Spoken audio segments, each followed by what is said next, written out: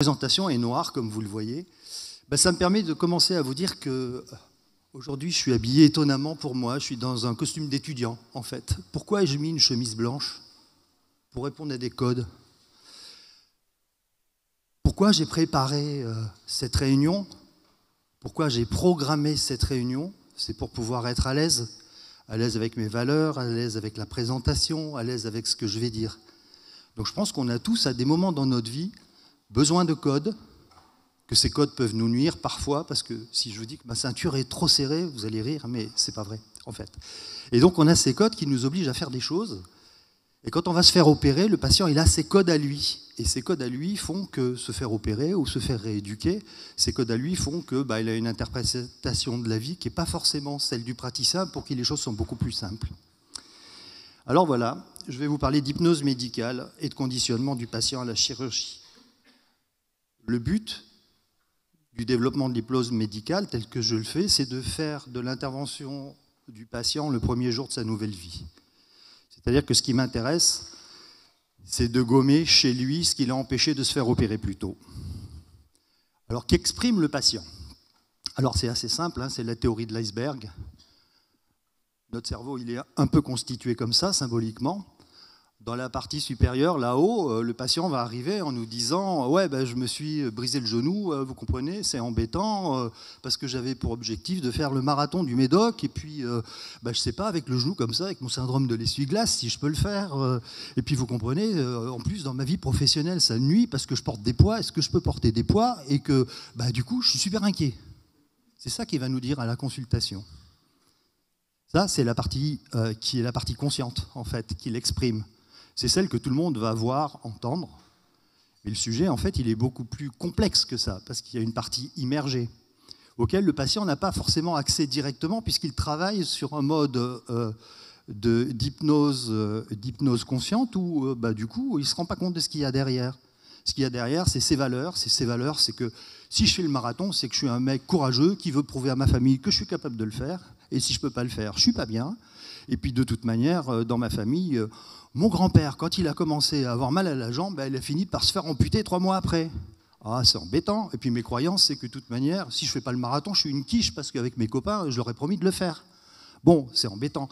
Et puis alors, je me rappelle quand même que dans ma famille, il y a quand même plein de personnes qui ont fini avec des prothèses de genoux. Et comment je vais faire si moi, à 45 ans, je vais déjà avoir une prothèse de genou? Et puis tout ça, oui, mais enfin, moi quand même, mon rêve, c'est vraiment de faire le marathon du Médoc, et ça c'est la vision holistique de la vie, c'est en fait à quoi on sert sur Terre, et puis ce qu'on va faire de toute notre vie. Et tout ça, ça se traduit d'une manière particulière, par des émotions que le patient va nous livrer la première fois qu'on le rencontre. Je rappelle juste pour les latinistes distingués que émotion, ça vient de ex movere, qui veut dire casse-toi de là, sors de là, sors de la peur, sors de ton angoisse, sors de tous ces trucs qui font que tu es paralysé pour faire. Et nous, on a cette frontière en hypnose. On est dans l'inconscient, là. Et cet inconscient, c'est ce qui ne se voit pas directement, qu'on peut aller chercher par certaines méthodes. Pour aller le chercher, on utilise la frontière. La frontière entre les ressentis du patient, qui sont la manière dont il traduit ses émotions, et les émotions réelles et profondes, qui sont des messages qui lui sont envoyés par son inconscient pour lui dire qu'il peut faire ou qu'il ne peut pas faire. Et donc, le rôle de l'hypnothérapeute, ça va être d'aller chercher juste un peu plus loin. Alors l'hypnose, bien sûr, il y a plein de mythes et de réalités qui courent dessus. Alors c'est assez simple, je vais le faire rapidement. 1, l'hypnose, c'est pas du sommeil. Parce que si quelqu'un dort, on peut lui dire ce qu'on veut, il ne se passera rien. Vous avez l'habitude. 2, c'est pas une perte totale de contrôle, parce que si on dit à quelqu'un de faire le canard qui ne veut pas faire le canard, il ne fera pas le canard. 3, c'est pas de la manipulation mentale, parce qu'il faut l'accord du patient. S'il ne donne pas l'autorisation, il ne rentre pas en hypnose. S'il ne rentre pas en hypnose, ça ne marche pas. Il n'y a pas d'hypnose. En plus, ce n'est pas magique, il n'y a pas d'effet instantané. Les patients qui disent qu'ils ne sont pas hypnotisables, c'est ceux qui le sont le plus, parce qu'ils sont dans le contrôle, et que donc, c'est comme quand on est très vigilant à ne pas se faire cambrioler, on finit par se faire cambrioler. Et puis, la perte de mémoire, c'est juste que si elle est suggérée, et juste si ça arrange la personne de ne pas se rappeler de ce qui s'est passé, qui ne va plus avoir la mémoire de la séance. Cet article... a modifié profondément la vision des anesthésistes sur l'hypnose. C'est un article assez récent qui a fait le lien entre ce qui se passait dans la tête des gens, ce qui se passait au bloc opératoire et les neurosciences. Et donc c'est intéressant, la définition de l'hypnose qu'on utilise maintenant, c'est que c'est un état de conscience particulier qui induit une absorption de l'attention, une hyperconcentration sur un sujet, et donc une diminution de sa conscience extérieure, et que quand on est comme ça, on est beaucoup plus suggestible, et donc ça modifie la vie. Donc on a une altération des perceptions, on a une altération de la réception des stimuli, et puis pour le niveau scientifique, on a le cortex préfrontal, celui qui mentalise, qui diminue son activité, comme s'il se plantait un peu, comme s'il buguait un peu, et de l'autre côté, les émotions qui remontent, et c'est là qu'on peut travailler. Et ça permet un accès beaucoup plus facile à l'inconscient, qui permet de modifier des comportements grâce à des suggestions, qui, si la personne les accepte, vont aller s'inscrire et vont permettre une évolution. Je ne résiste pas au plaisir de vous présenter cette première étude qui a prouvé comment ça marchait au niveau des neurosciences. Ce sont des Écossais. Donc l'Écossais est dur au mal, tout le monde le sait. Eh bien, ils ont pris 3 cohortes de sujets écossais. Au premier, ils ont dit, on vous met dans l'IRM fonctionnel qui dit quelle partie du cerveau fonctionne chez vous. Et puis, vous allez imaginer que vous avez la main dans un seau d'eau glacée et que c'est tellement glacé que vous finissez par avoir mal. Et puis on voit qu'il y a des zones qui s'allument en vert dans l'IRM de la personne. Le deuxième groupe était moins chanceux, on leur a dit, vous avez tiré le groupe B, le groupe B c'est vachement bien, on va vous mettre dans l'IRM, et puis on va vous mettre la main dans le seau d'eau glacée, et puis à un moment vous allez avoir des crampes, et puis vous allez perdre conscience de votre main, et puis vous allez avoir mal, et on voit comment s'allume le cerveau. Ce n'est pas du tout les mêmes zones. Il y a des zones qui sont des zones de construction mentale, et puis là c'est des zones qui sont vraiment des zones beaucoup plus profondes, beaucoup plus près de l'émotion. Et puis troisième groupe, on leur dit, ça va être différent. On va vous apprendre un petit protocole pour vous distancier, on va vous mettre en hypnose, et puis vous allez faire comme si vous aviez la main dans un seau d'eau glacée. Et paf, regardez ça. On est exactement à mi-chemin entre les deux. Qu'est-ce que ça veut dire? Qu'à partir de cette étude de 2009, on a commencé à se dire, mais si on arrive à faire comme si on avait mal, on pourrait aussi faire comme si on n'avait pas mal, et faire décroître des phénomènes de douleur qui sont des phénomènes purement psychiques. Alors je vais faire simple sur les diapos suivantes. Donc finalement, il y a plein de zones qui s'activent et des zones qui passent en hypovigilance, des zones qui passent en hypervigilance en hypnose. Ça, on s'en doutait un peu. Ce qui est récent, c'est qu'on connaissait sur la diapo du milieu, vous reconnaissez la même diapo à droite, on connaissait des zones fibreuses qui correspondaient aux conductions nerveuses qu'on avait déjà identifiées, aux autoroutes de la douleur, par exemple.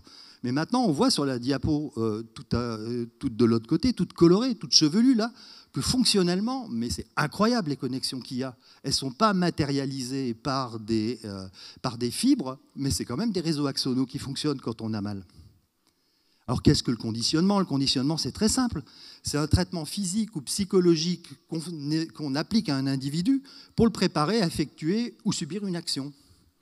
Donc en gros, pour la chirurgie, c'est le programmer à être en mode où tout va bien se passer et le permettre de le mettre en capacité de réagir d'une bonne manière s'il se passe quelque chose qui n'était pas prévu. Plutôt que se mettre sur le mode « Ah, ça ne va pas du tout, comment je fais ?»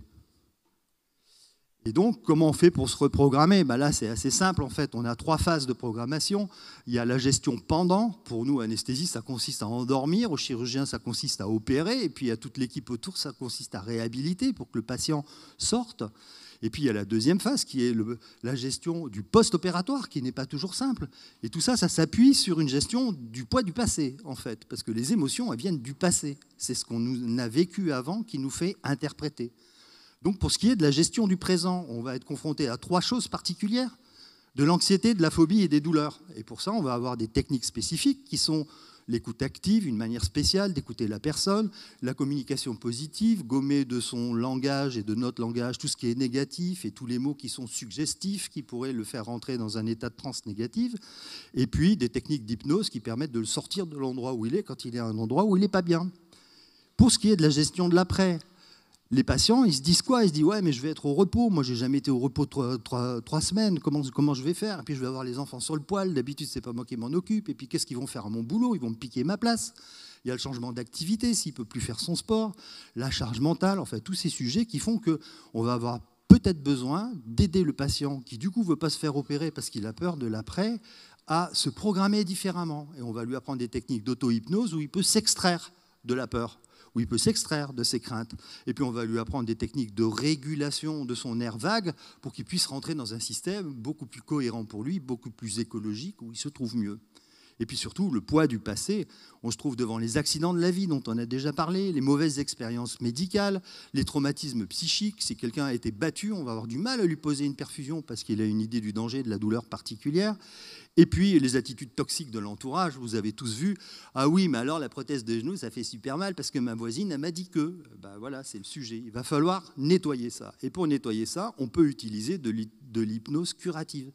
C'est-à-dire qu'on va faire une séance d'hypnose avec la personne, l'écouter longuement, réutiliser les éléments qu'il nous donne pour gommer l'émotion de ces éléments, comme si on transformait une photo, une mauvaise photo de la vie très très colorée, en photo en noir et blanc qui deviennent tout petites et qui ne voient plus.